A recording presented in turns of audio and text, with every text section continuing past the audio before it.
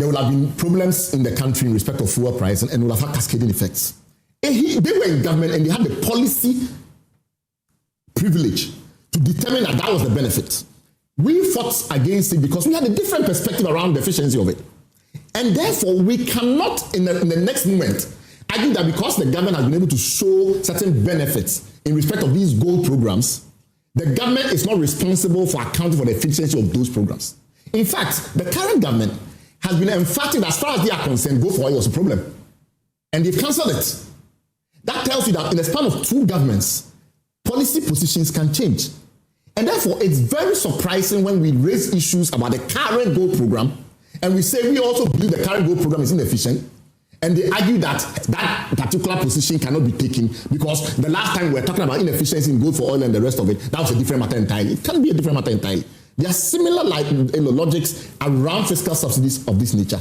We shouldn't look only at the battle around the $240 million as exhaustive of the issues that are at play.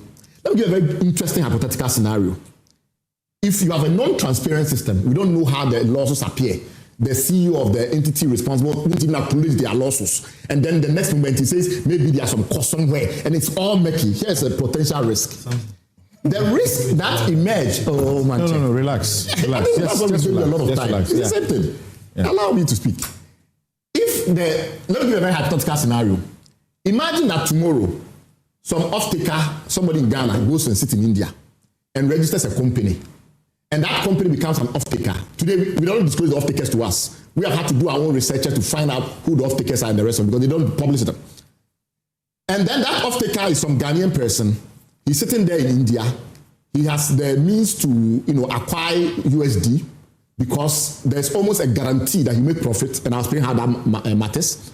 And then you give the person a discount. And then you give the person room to manipulate purity, results, and the likes of it. And you give them room for all these other potential inefficiencies. I'm going to explain something very carefully. Ultimately, when you send the gold to that person will end up making a significant profit. And that's what people are not paying attention to. What, from our point of view, is a discount.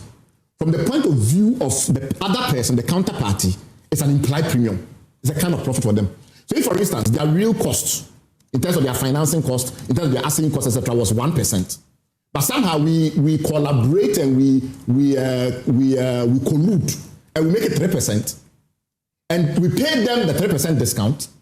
From that person's point of view, that's a 2% profit.